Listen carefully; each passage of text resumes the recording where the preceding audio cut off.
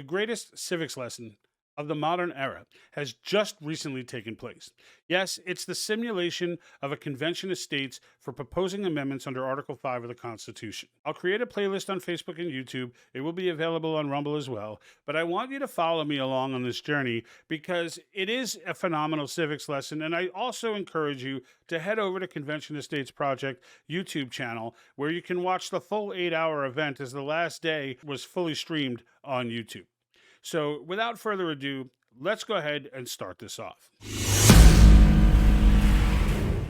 So if you're not aware, the Convention of States simulation, the second ever, has just taken place this weekend on Wednesday, Thursday, and Friday. The live broadcast was on Friday, and I was encouraging everyone to watch it. It is still available in its entirety on Convention of States Project YouTube channel. I want to encourage everyone to watch this. As I called it before, it's one of the greatest civics lessons ever had in the modern era. Now, we've all been deprived of civics all the way back to the late boomer, to the latest part of the boomer generation. Certainly all of Gen X will remember taking social studies, as that is what replaced civics in an effort to keep us uneducated about how our country is supposed to work and how it is supposed to operate. Things like continually calling us a democracy instead of a proper constitutional republic, and not teaching people that this nation was founded specifically and intentionally never to become a democracy. Things like that are lost, okay, or at least have been lost on most of the population. So this act of a convention, which is the method of the states unifying, 2/3 of which petition to call a convention to amend the Constitution for the purpose of restricting the federal government's power. This is an exercise because this has never been done formally before. Conventions have been called, threats of convention have changed legislation, but to get through to its entirety, a convention has not happened before. So some of the people who will attack on the premise that because it's never been done before, it will go haywire. Because it's never been done before, we should fear it. Because it's never been done before, it's going to go rogue and the deep state's going to take it over. These people speak from a position of ignorance, not stupidity. Ignorance. Because not being aware is excusable considering where the United States has been from an education standpoint for so many years. And what this simulation is designed to do is to demonstrate for everyone exactly how conventions work, because we know how they work. There are tons of historical precedent on how they work. There have been plenty of conventions called in the past, and a convention for proposing amendments under Article V of the Constitution is no different. What you're going to see in this particular series, and I am doing a series, this is the first of a line of videos I am going to do on this convention, and the reason for that is there's far too much going on to cover in one video without losing you. So this was a 10-minute speech where Rick Santorum gets up in front of the crowd, and he is one of the higher level folks in Convention of States. I forget his formal title, but he is one of the higher level folks in there, and has done a brilliant job, really, of forwarding this cause. And what he addresses to the individuals you're about to see is very important. To give you context, who Rick is speaking to here are mostly, if not all, state legislators. They're all selected delegates as if they had been selected by the states themselves. Now, a few caveats to bring it to what a real convention might look like. There are two to three delegates or commissioners for each state. A real convention may have 5 or 6 or 7. It could be different for every state. So, but for the sake of the simulation, they kept it to 3 because there are 3 topics that are at hand in this particular calling. Now, the current calling has 19 states that are already on board, who have already signed resolutions, put them through, and have officially petitioned Congress for the calling of a convention of states. You need 34. That would be 2/3 of the 50 states. And then 38 after the convention to ratify any proposals that should come out of the convention. This stops at the proposal process. And in future videos, I'm going to break down what amendments came out of this, where they were good, where they were bad, what I think they missed, etc. But I do want you to keep in context, this was done in 3 days, what would in reality take 6 to 8 months to actually do, because it is complicated. It is very particular. They do get down, even in this simulation, there were people who called up to say, hey, I'm proposing to add a comma here, to add this there, because how it's written is going to be in our Constitution. Little grammatical errors are not acceptable. So that's how nuanced it can get, right? But what impressed me right off the shoot was the Rick Santorum speech. So I want to play that for you, and we're going to go through it as he goes. You know, one of the things that I hear all the time as I travel around the country is, you know, people talk about the Constitution and we can't mess with the Constitution. And I think people forget that the Constitution was written by folks like you. They were almost all state legislators. They weren't congressmen. They weren't people from the federal government. They were people from the states. And interestingly enough, not surprisingly though, that they wrote the Constitution to keep them in power, right? They had to give more power to the federal government than the Articles of Confederation, but they wanted you folks, the state legislatures, the states, to be at the top of the food chain. That was, so when people say, well, don't mess with the Constitution, does anybody believe that the states are at the top of the food chain? Do you believe any of you are at the top of the food chain? I served in the House and in the Senate. I see Yvette back there. She served in the House. And yeah, you guys, we don't see you guys at the top of the food chain. You guys are shoveling the stables, right? Now, just to stop it real quick, you know, he's saying you guys are shoveling the stables. He's telling them, and no one's objecting, right? They understand. They understand that the relationship between the federal government and the people and the states has been completely turned upside down. And he's basically calling them out, saying, you know where you stand, and it ain't in very good position when it comes to the federal government. Trust me, I was there. They don't think highly of you. You're just dealing with the crap we throw down to you, and you do what you're told, right? And if you don't do what you're told, we'll take your money, right? So that's when people say, oh, well, you know, don't mess with the Constitution. Well, how did the Constitution get this way? Well, in part, because you gave up power. When I say you, I mean you, the state legislature. The biggest giveaway of power obviously occurred in 1913.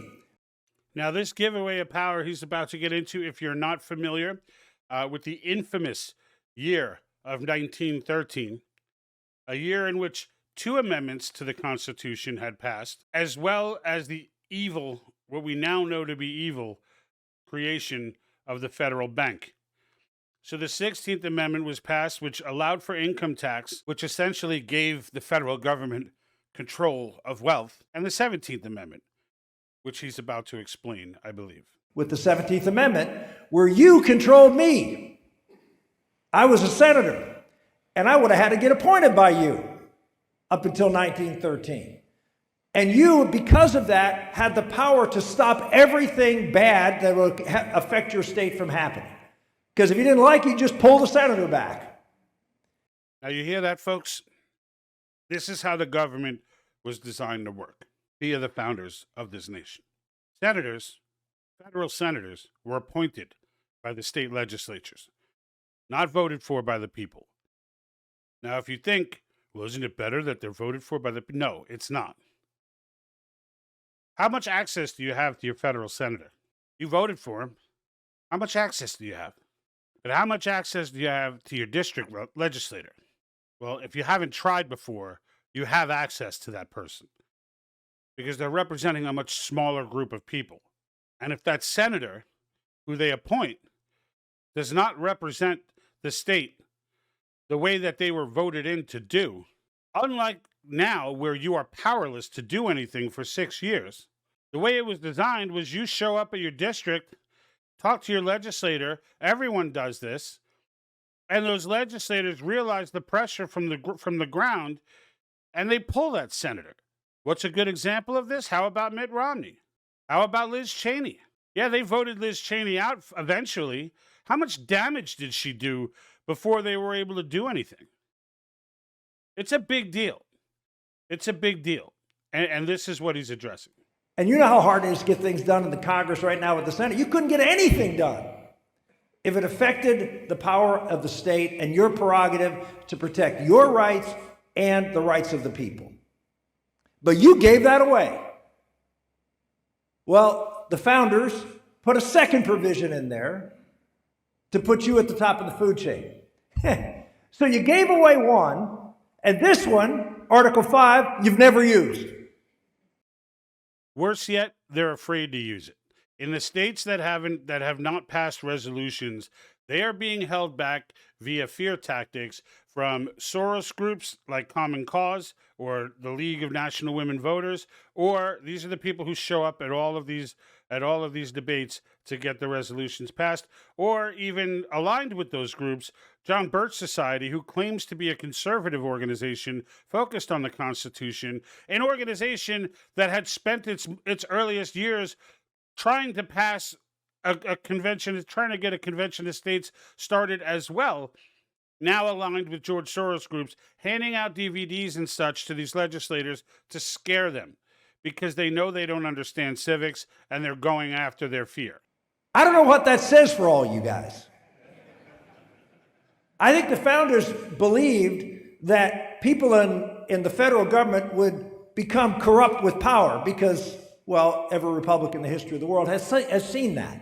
So they anticipated that these people who were, leaders of the country would get the opportunity to try to grab more and more and more power. Now, they thought they put a provision there to stop that, but you gave it away.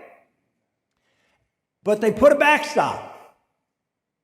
And so they expected legislators in Washington to abuse their power, but what they never anticipated is that you wouldn't use your power. And this is the argument I make almost every week on my show.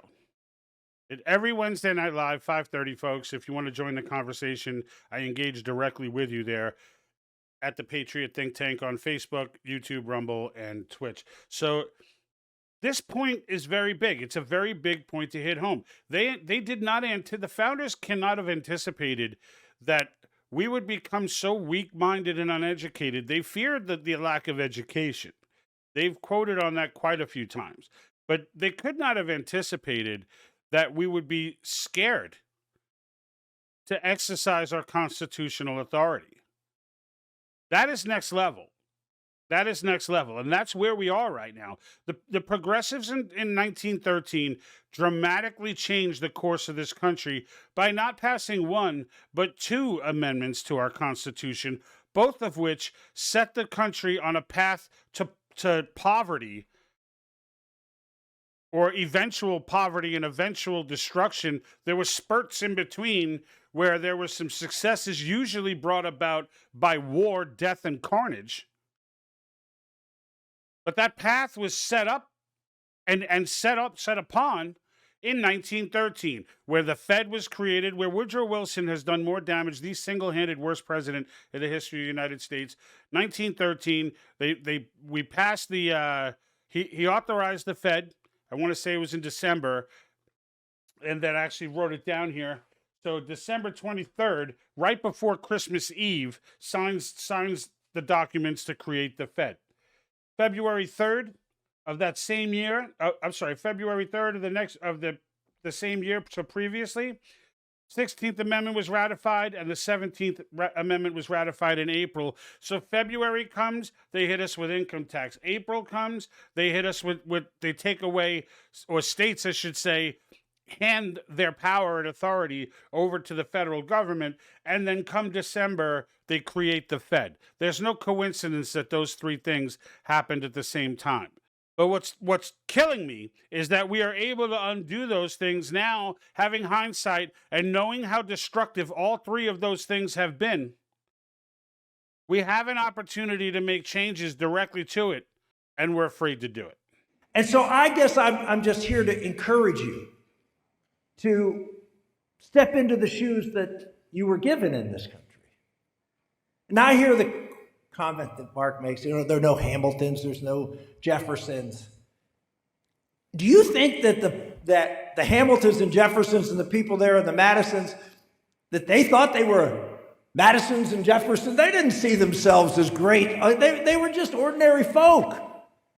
And this is another major argument from people. And you'll learn as you start to follow this movement and where it's headed, you'll realize that these arguments that he's debunking right now are the same repetitive arguments that are each time some new state legislator brings one of them up, they think it's new and that they thought of it, but it's not. It's old, and it's on the list of the same old, same old.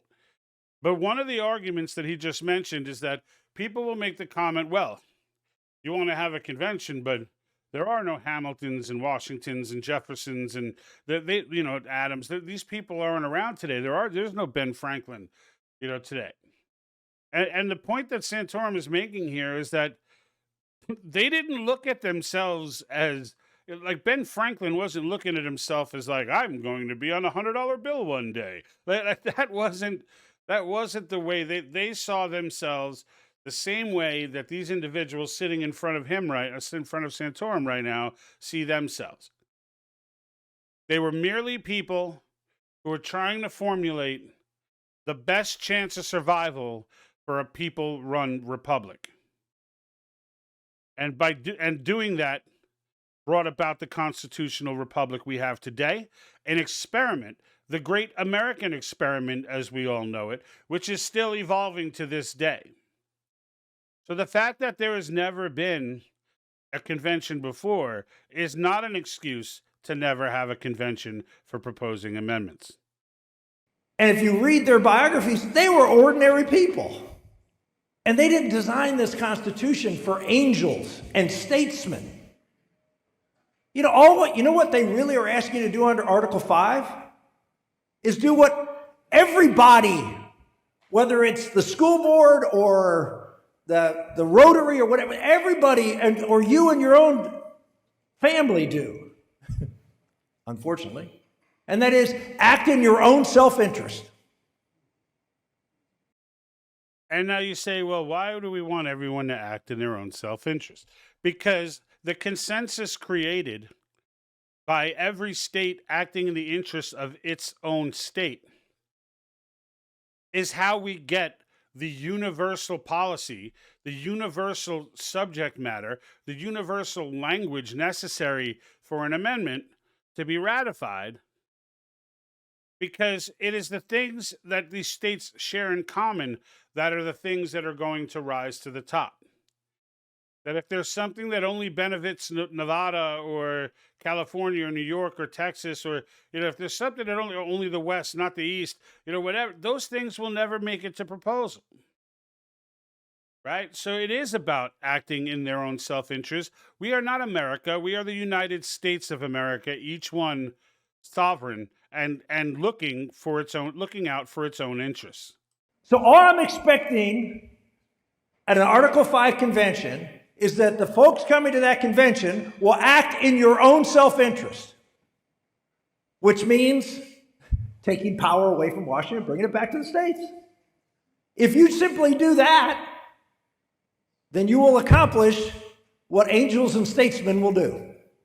Because all this effort is about is to try to stifle Washington from destroying this country and bring some of the power and freedom back to the people and to the states.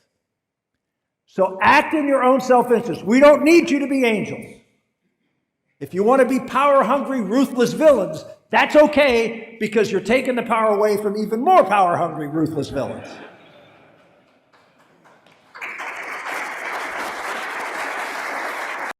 And it was another interesting point. Obviously, that one in jest, right? But when he keeps referring to angels and statesmen, there were quotes from the founders that were saying, like, this is not being written. Our Constitution is not. If all men were angels, no government would be necessary, right?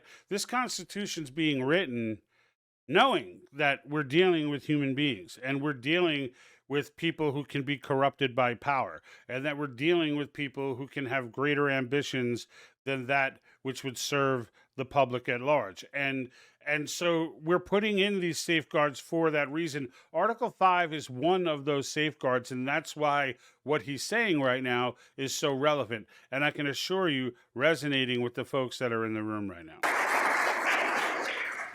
So I understand people have concerns about this, and I get it. And I'm excited that you will be, over these next few days, will put to rest, in some respects, how a convention like this would operate, and you'll have the opportunity to share that with your colleagues when you get home. This is an important thing for the country.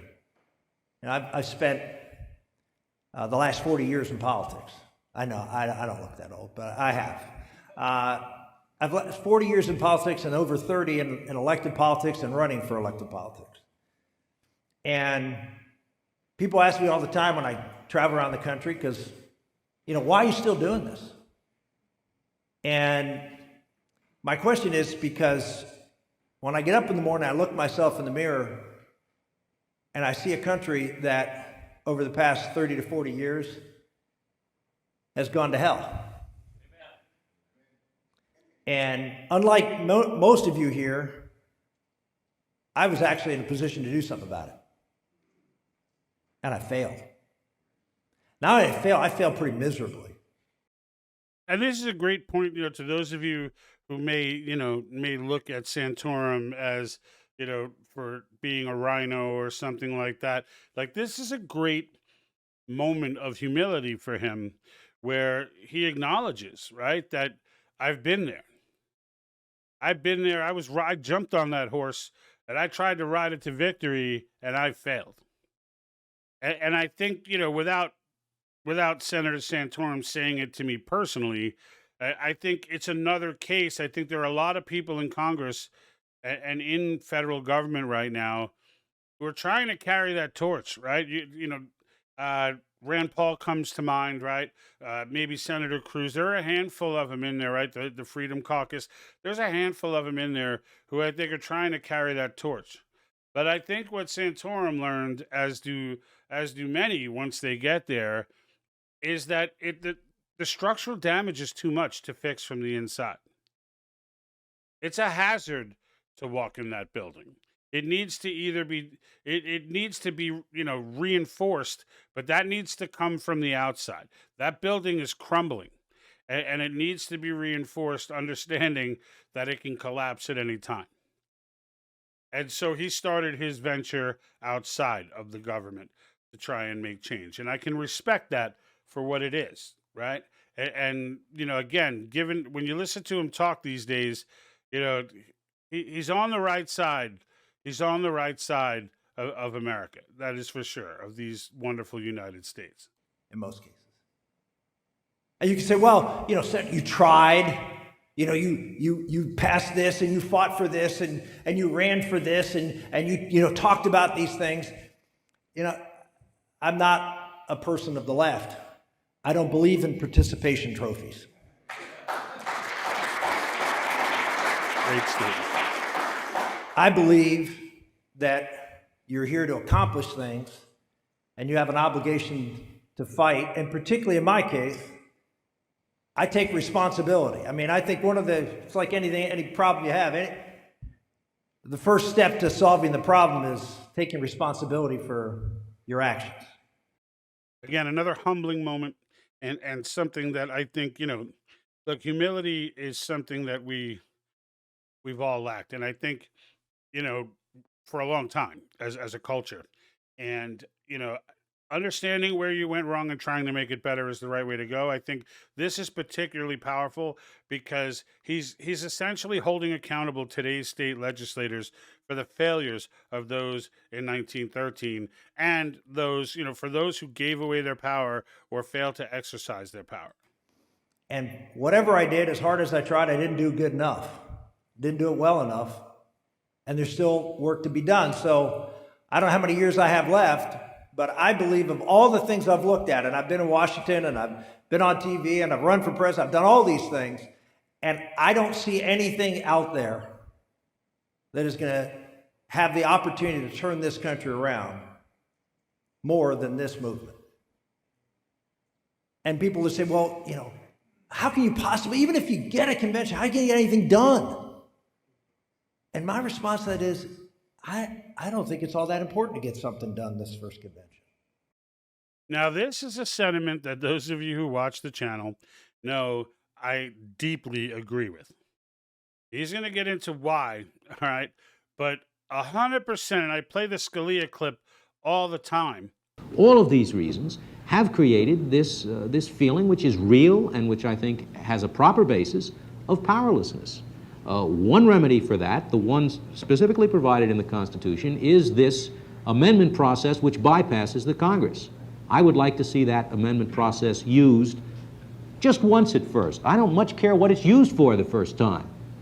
I think just having it used once will exert an enormous influence upon both the Congress and the Supreme Court, I think. I think we'll get the parameters established of how you do it, what can be done, and I think after that the Congress and the court will behave much better. The Scalia clip where Antonin Scalia, he was in a town hall and talks about not, he just wants to see this thing finished for the sake of procedure, and really that's what this simulation is about demonstrating the procedure. I think the most important thing to do at this convention is to have a convention.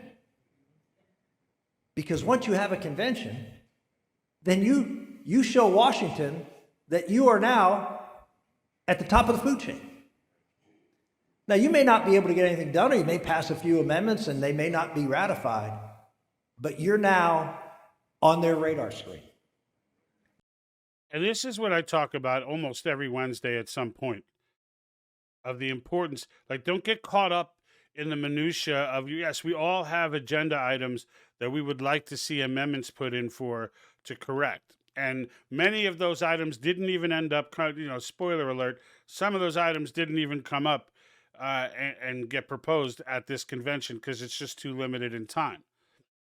But the main point, the main goal of this entire exercise, not the simulation, but the actual convention, is to get the convention done, is to eliminate the Marxists, the JBS groups, to eliminate the people with their false narratives of fear, trying to scare people out of their constitutional authority, trying to scare the states away from reclaiming what is theirs. Those people are gone. So future issues that arise, the border, things that are not covered in the three topics for this convention, which are term limits, fiscal restraints, and government overreach. Things like the border. These things now, the mere threat of a convention. You don't need to get 34 states, because once you get 10 or 15 and they see where this is headed, they just take action. Why? Because the entire dynamic of the relationship between the federal government and the people of this country will have been changed forever. The days of the federal government not really giving a damn what the people think, and despite doing something that's incredibly unpopular and getting up in front of the microphone and telling us what we think, those days end. They end because once that smack across the bow happens, they have to do it. They have to do it. They got to account for you. And all of the folks who say, well, runaway convention, and this, we don't know how it works, and this, all of that's now gone. It's now who's in charge. Just think about that. How many of you are angels enough that if you had all the power, you would always use it wisely and never abuse it? That's why we all have bosses. Congress doesn't have a boss. President doesn't have a boss. Not a real boss. You're the boss. You're the ones who are supposed to have the power. They trusted you to preserve liberty. And you have failed them. You have failed our founders. You have failed this country. And I say that as someone who just told you I have failed. So I'm not pointing the finger without pointing it back at me. We have all failed. But as Mark said, there is still hope. This battle is not lost. It is far from being lost. And today and tomorrow, you have an opportunity to do something to move the hope forward. And I thank you for doing it. God bless. And that's it, folks, right? All is not lost. And it's, you know, I talk to people who are so caught up in things that are not relevant to making these types of changes. People are so inundated with, well, if Trump goes to prison, if they don't let him run, then all is lost. No, it's not. No, it's not. We're dealing with a psycho regime right now that's overstepping its power, is defining the reason why this convention needs to be called. And so if it takes one more action that it's not supposed to take and finds some trumped up charge, no pun intended, to put Donald Trump in jail until the next president's elected, that is not the end of the Constitution. That sucks. That's BS. People need to be held accountable for that. But it is not the end of it is not the end of the great American experiment. It is a dark time in the great American experiment. There is a huge difference between those two things. If you think that just supporting Donald Trump is going to get you out of the weeds, you're crazy. Or maybe it's DeSantis that you like. You're still crazy. Oh, but not me. I think Ramaswamy is the guy. You're still crazy. Stop looking outward for a savior. Unless that savior is Jesus Christ, you're not going to find him. There is no Superman, folks. There is only us. And unless we act right now, if you're still with me, get over to the patriotthinktank.com. Right on the front page, there is a link to sign the petition. Click it, sign the petition, click volunteer, and find out where the hell your state is in this process. And find out what it is that you could do to help. And right now, honestly, just educating yourself and helping to educate others on this topic and help close this civics gap that we are suffering so dearly from is an absolute contribution. And it's something every one of us can do. You don't need to start a channel. Just grab 2 or 3 friends, educate yourself, then educate them. All right? I'm going to be putting out more videos on this topic, on this simulation.